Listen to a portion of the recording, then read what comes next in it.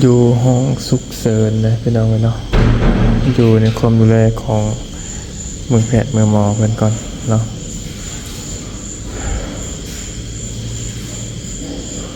คนไข้ค่ะ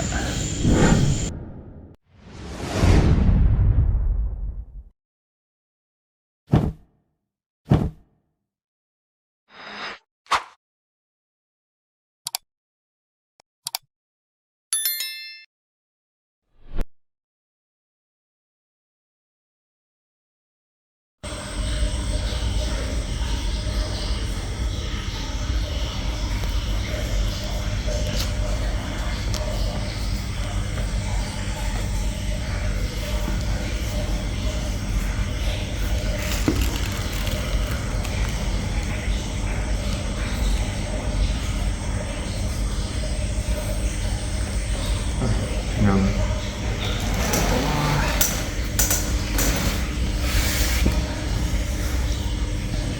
3 โมงเนาะพอดีที่บริษัทไม่พี่น้องไม่แบบเมื่อนะเนาะหลังก็ได้แล้วพี่น้องลงโมงประมาณ3 โมงพี่น้องเพราะว่าเราอยู่ห้องฉุกเฉินเนาะ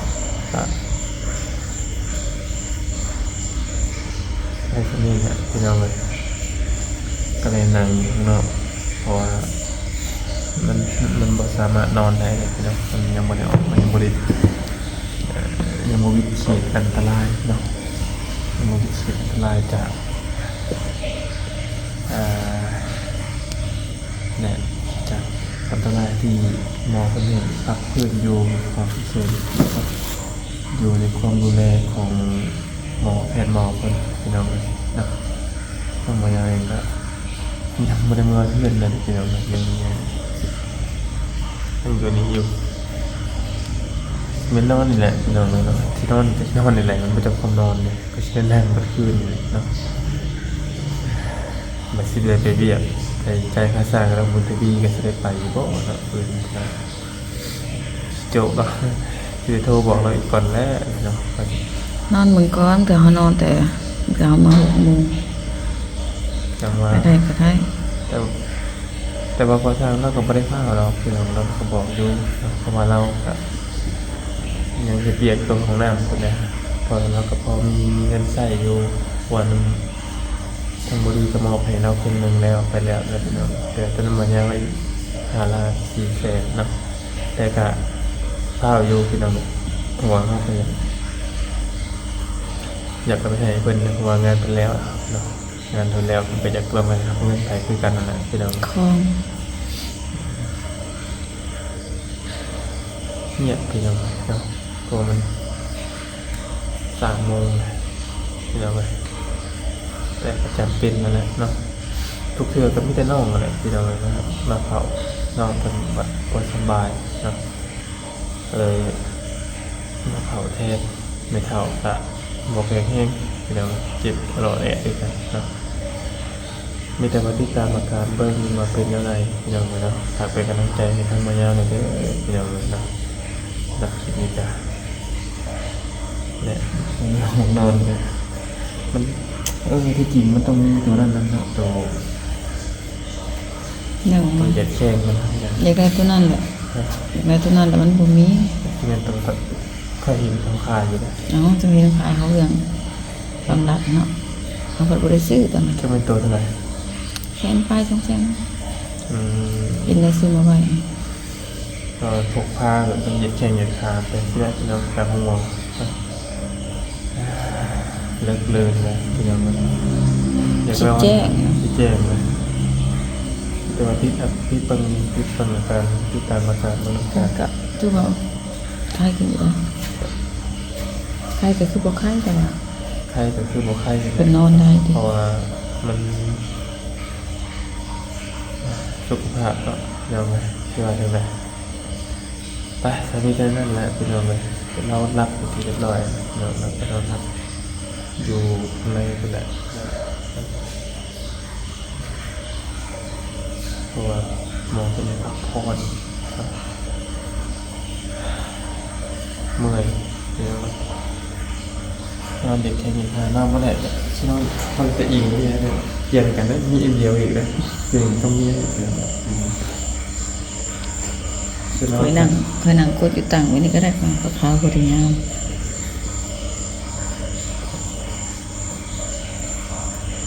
จะบ่ได้นอนแล้วจะเป็นคนตื่นแต่เช้าเด้อ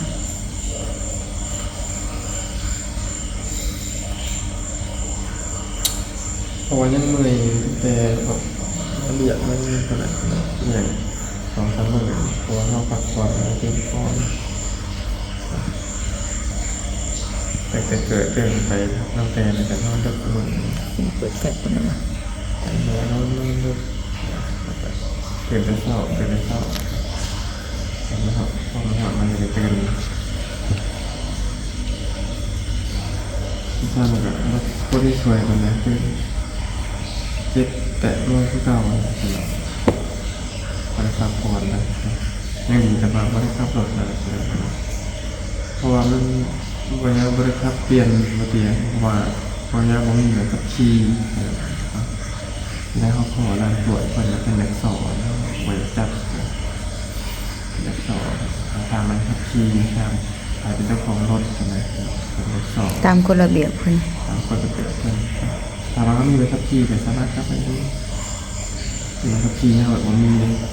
ครับทำให้เงินไก่คิดไปเลยอยากไปคิดไปเล เฮ็ ย ดไว้ได้ เขาตอนล่างไปเลยขับขี่เป็นไงแบบน่าจะสบายไปแล้วมองอย่างเครื่องมันเป็นเป็นอย่างไรเมื่อยก็ เห็นกัน เปลี่ยนไว้นี่นั่นแหละเป็นอะไรผมไม่รอหลังว่าอะไรมันไม่กับเมืองรอหลังนะบัวขวดที่เราบริยิบัวหลัง ใกล้บ่เพิ่นบ้านสแตน่ะใกล้บ่จะไป มันไป บ้านน้องแตน่ะบ้านผัวเพิ่นบ่ กับปิ้งไก่ บ่ปิ้งไก่เลยบ่ ปิ้งไก่ นาปุงเออ นั่นแหละ เขาบ่ได้ใกล้จ้ะ แต่ยังไม่เดียวเลยเขาก็ได้ไก่เขาก็ไก่ ไปหาพ่อคนละใกล้บ่ พอเราอยู่ใต้ อืม ท่านคิดว่าท่านไปข้ามไร่หรอ ก็ไปสุดก่อนแบบไกลน้ำพ่อเพิ่นเนาะ แต่ท่านไปข้ามไร่หรอกท่านว่าข้ามไร่หรอก บ้านน้องแตไปอยู่เพิ่นอยู่นาเพิ่นเฮ็ดหยังเพิ่นเฮ็ดหยังน้องแตน้องแตน่ะ เห็ดนั้นเห็ดทางนั้นหนาว ก็สามารถกลับเลยเราก็ทำไปคนแต่ไปนี่เป็น2 ชั่วโมงไปขับรถเขาท้ายเนี่ยดีได้ที่เราทำดีเราเตรียมแต่โมเมนต์ว่ามันพอมันมาเหยียบน้ำเหยียบอะไรตกคุมนะตกคุม ก็สิเลิกขนาดคุม เนี่ยคุมมันเลิก ขนาดรถเพิ่น ขนาดยางที่เราเตรียมสินละ8,000ตัวยังเอามาอยู่คือเราใช้ของดีได้ยังเอามาอยู่กับบันเทิงเนาะ ใช่แต่บ่เป็นหยังเนาะโอ้คันบางอันบ่ได้นะเว้ยคุมใหญ่สามารถความได้อีก แม่มันก็ยุบขึ้นน้ำยาน้ำเหลือขึ้นน้ำซุปขึ้นน้ำที่เป็นใส่มากใส่ช่วงหลังช่วงล่างมันดีมากเลยนะครับการขับขี่มันปลอดภัยขึ้น เออ มันมอเดิร์นเงินนะครับต้องแทะมันราคาแพงดิ ราคาแพงมันก็ดีไป มันนักเกินเลยเวลามันลงอย่างมันแบบมันปีถ้าไม่แค่นั้นแล้วมีแต่ตอนเช้าเรามันน่าจะอัปเดตที่นำบางอีกทีนึงยังไม่จะงงนะเดี๋ยว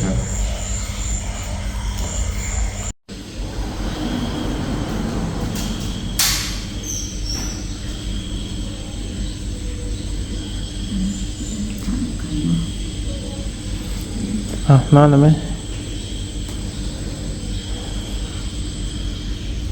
เป็นเวลา5 โมงพี่น้องเลยเนาะตอนสิรับเลยพี่น้องเลยเมื่อก็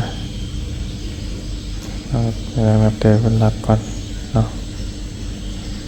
ส่วนทางทัพพ่อก็รับกันพี่น้องเลยเนาะ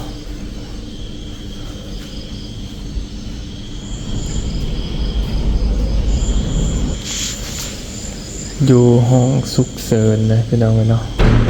อยู่ในความดูแลของ มือแพทย์มือหมอเพิ่นก่อนเนาะ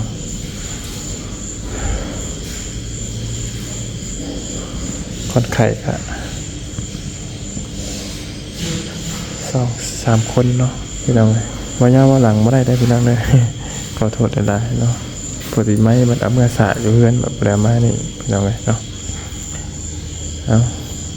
อีกจังหน่อยพี่น้องแจ้งจังหน่อยสังว่ากันเนาะปักพี่น้องทางแต่อยู่โรงพยาบาลเมื่อคืนยังบ่ได้นอนนะพี่น้องตาล้ำไปเลยเนาะ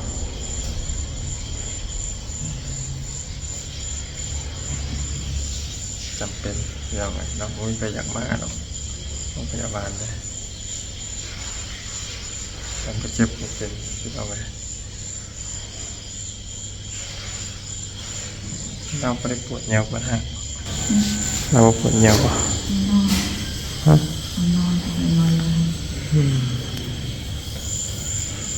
จะกระจักนอนด้วยกันแล้วเนาะนอนไปนอน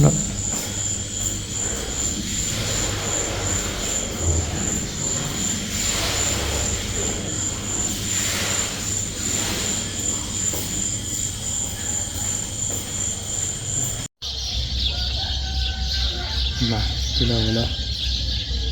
ใหญ่มาอยู่ข้างนอกพี่น้องเนาะดี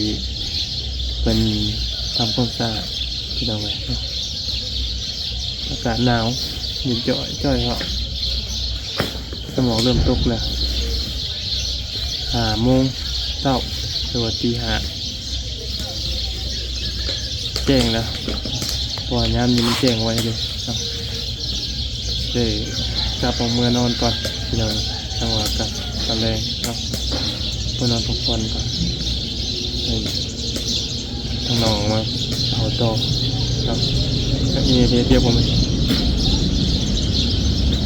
มันจับกล้องให้กับรับเลยยังเรียกอีกบ่มันว่าจะไปฮะว่าจะไปว่าสิไปไปอย่างละตี5ตอนนี้จะ6 โมงแล้วตื่นกันตื่นแล้วไม่ตายเลยเนาะยังแม่ตื่นแล้วคุยมาแล้วยังเนาะถ้าจะไปชงอะไรเติมให้3 ลูกจ้ะเติมตื่นนั่นจักตอนนี้ยังบอกประมาณ6 โมงหนาวที่เราเนาะเหนียบมาเงาน้ำหมอกตกตอนนี้โอ้จะตื่นนะบอกตื่นแล้วมันไม่ได้รับเลยพี่น้องเลยนะมันไม่ได้รับเลยครับเมื่อคืนเลยตายนะคนท่านี้เต็มที่แต่คือที่เป็น2-3 มื้อทำไปนอนไม่ได้อยากยังได้ที่เราอยากนอนเลย5 โมง 6 โมงเช้าพี่น้องเลยเนาะยังไม่ได้เข้าเมื่อวานตั้งแต่เมื่อวานเลยแหละไม่ได้เข้าเพื่อนก็ต่อไปจะนอนของน้ำ3-4-5 รอบแต่พี่น้องโอ้เจ๋งเชื่ออยู่เนาะเราดูเจ๋งแล้วตอนนี้ดีเพิ่นทำความสะอาดที่นั่นเนาะเลยออกมานั่งที่นี่พี่น้องจะมาถึงเมื่อท่านหมออยู่หันบอกแม่นเพราะว่าท่านหมอเพิ่นอยู่แล้วเฮาบ่ได้ถ่ายทำให้พี่น้องเบิ่งข้างในพี่น้องเพราะเนี่ยมันกฎเกณฑ์เพิ่นเห็นติดโต๊ะอื่นนำมาละเดี๋ยวเนาะคันกล้องเซไปซีมาก็จะว่าบ่ถ่ายก็สิรับนะแต่กูมันบางครั้งเขามันก็เห็นอยู่พี่น้องแต่เขาบอกเป็นกฎเพิ่นแหละเนาะเป็นกฎจังหวัดเพิ่นพี่น้องเนาะว่าผิดว่าถูกกันเลยพี่น้องเนาะ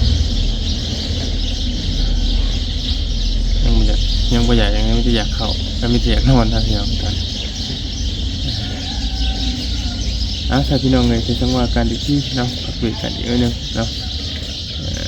ตอนนี้ไปเอาอย่างนี้แล้วเดี๋ยวเอายังไปเบิ่งกันบ่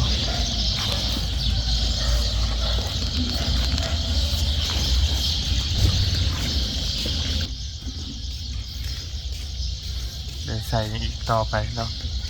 ผลกอดเลือดอีกบ่ได้วันอะไรพี่น้องเนาะเป็นที่กวดเพิ่มเติมมาแล้วเนาะไว้ได้เลย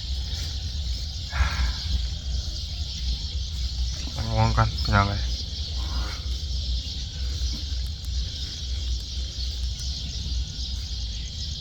ใช่ปะเป็นบ่พี่น้องเลย5:14 นาที74 นาทีได้พี่น้องเด้อเนาะสำหรับเสาร์นี้พี่น้องเลยอยู่ห้องหมอ109เนาะมีผู้จักกี่บ่พี่น้องเลยฉันว่าเปิ้นบ่ค่อยผู้จักหรอกพี่น้องเนาะเป็นมามีแต่บ่เตียงคนรู้จักหลายกุมตาจนลำเบิดเลยพี่น้องเลยเนาะบ่ได้รับทั้งเหยียดเลยพี่น้องเลยบ่ได้รับตาลงเลยเนาะมีแต่รับเล็กๆน้อยๆซื่อแล้วก็ในโต๊ะนี่แหละพี่น้องเลยแต่ว่าให้มันรับนี่มันบ่รับเลยพี่น้องเอาในรายการฝากเป็นกำลังใจได้พี่น้องเด้อสำหรับคลิปนี้เนาะโอ้โหจะได้ไปหาน้องบุญทวีเดบอเนาะในรายการสั่งติดตามเบิ่งกันในคลิปพี่น้องเด้อเนาะจะว่าอย่าให้กันพี่น้องเลยเพราะนี่เหตุจำเป็นเนาะชีวิตคนนี่แหละพี่น้องเลยเนาะการเจ็บป่วยฟังเบิ่งคำว่าเงาตื่นแต่ไรก็สิไปพี่น้องเลยแล้วก็จะมาเบิ่งทางพอเราช่วงแรงเนาะแต่ว่ายันตอนนี้ตีแต่บ่นอนปงหัวลงเลยพี่น้องยันมึนตาบุกขึ้นครับเนาะเอาในรายการฝากเป็นกำลังใจในเด้อพี่น้องเลยอยู่หมอละ9หรือว่าหมอทหารเส้นทางเล็ก10นี่แหละพี่น้องเลยเนาะมาถักมาทายกันได้เด้อพี่น้องพอได้เห็นกันเนาะบ่ยิงหรอกพี่น้องเลยนี่แหละเนาะตั้งแต่ที่ออกเมืองเจ๋งไว้เท่าไรพี่น้องปราบขนาดเนาะเสียงก็เริ่มเปลี่ยนแล้วพี่น้องเลยเนาะสั่งเบิ้งอีกได้ไหมพี่น้องเลยเบิ้งทางเท่าพอกันอีกจักหน่อยสิออกเมื่อเนาะตัวในข้างว่ากันเจอแต่อุปสรรคพี่น้องช่วงนี้ก็ได้เนาะจริงเพิ่นก็เราก็หาสิออกมาแต่ห้องหมอพี่น้องเลยแล้วก็วันนี้ทั้งลูกทั้งเต่าก็เลยไปต่อคือต่อยาอยู่มุกละหารแต่ว่าก็คิดนะพี่น้องเลยว่าจะเป็นไว้ขนาดนี้เนาะลูกผู้เฒ่าพี่น้องเลยเป็นแบบเก่าอันเก่าอันเดิมนั่นแหละเนาะแต่เกิดชิบเบิดเท่าไรแล้วพี่น้องให้รอบนี้กันเลยเนาะรอบที่แล้วก็เบิดไป17,800เท่าไรพี่น้องเนาะบางแย่งกันไปพี่น้องเลยตอนมีชีวิตกับทั้งบางอย่างเองก็สีทำดีที่สุดแหละของลูกผู้ที่ซอยไล่เนาะพี่น้องเลยเนาะเสียดีที่สุดนั่นแหละถ้าที่เฮ็ดไล่เนาะถ้าขาดปกป้องอะไรก็ปกเป็นยังพี่น้องเฮ็ดตามความสามารถเราเฮ็ดไล่เนาะเอาเจ้าอีกบัดหนึ่งพี่น้องเลยเดี๋ยวจังไปเบิ่งไปส้มน้ำกันและสิลำลาบอกเราว่าเมื่อก่อนเด้อถึงกับพอแล้วสิให้น้องมาแทนเนาะพี่น้องเลยเจ้าอีกบัดหนึ่งเนาะเนาะโดย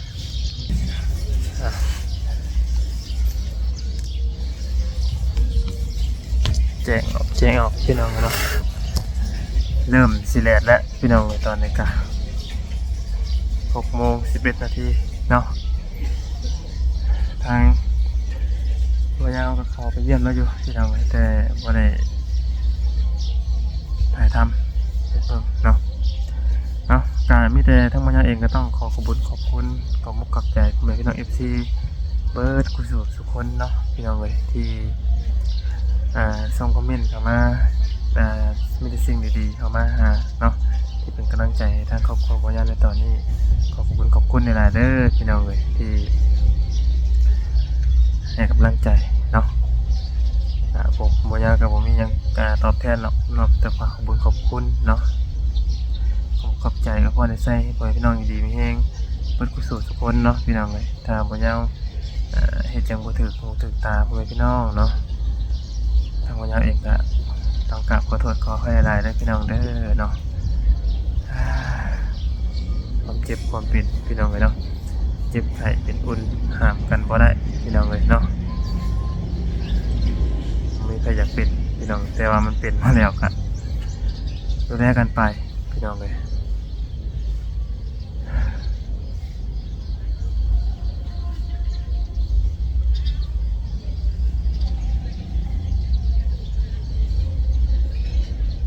หมอกเลยตื่นเบิดเลยพี่น้องเลยจักสิว่าจังไดเนาะเมื่อยนะคือขอฮู้กับคือสิขอฮู้แล้วนะพี่น้องของมื้อนี้อันมันบ่เกิดกับไผก็บ่ฮู้บ่เกิดกับครัวไผก็บ่ฮู้เรื่องทุกข์ใจแบบนี้พี่น้องเลย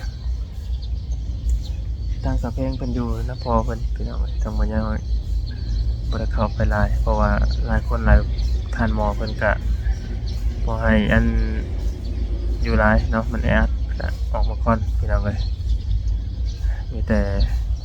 รอเวลาหน่อยนึงเนาะมีแต่ว่ากลับไปเพิ่มพลังงานก่อนพี่น้องเลยเดี๋ยวจังกลับมาอัปเดตให้พี่น้องเบิ่งตอนแรกๆเนาะมันตาสิพื้นนะพี่น้องเอาสู้อยู่พี่น้องเลยเนาะมีแต่ว่าทั้งมันยาเองที่ได้ขอจบคลิปปิดคลิปถือว่าเป็นคลิป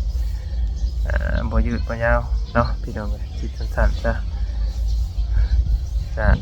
ถ้าเป็นกำลังใจต่อไปในเด้อพี่น้องเลยเนาะขอบคุณหลายบ่อยากเฮ็ดหยังบ่ถูกบ่ต้องก็ขอโทษขออภัยอย่ามาติดตามเบิ่งอาการตอนรอบค่ำหรือว่าบ่ยาวกลับมาตื่นจากเพิ่มพลังพุ่นแหละพี่น้องเนาะเอามีแต่นั้นแหละพี่น้องเลยเดี๋ยวก็พอๆกับเวลาในคลิปหน้าเด้อพี่น้องเด้อเนาะก็ขอบคุณในไลน์ดีๆมีแฮงขอบคุณที่มาซอยกดไลค์และกดแชร์กดติดตามเป็นกำลังใจทั้งบ่ยาวเนาะขอบคุณในไลน์ดีๆมีแฮงผมก็ครอบครัวของพ่อแม่พี่น้องเบิดทุกคนนะพี่น้องเด้อเนาะสาพี่น้องเลยสำหรับคลิปนี้พอๆกับเวลาในคลิปหน้าเนาะคลิปนี้ไปก่อนพ่อแม่พี่น้องเลยเดี๋ยวเพิ่นออกจากห้องฉุกเฉินเลยจะว่ากันพี่น้องเลยเนาะสบายดีบ๊ายบายเนาะ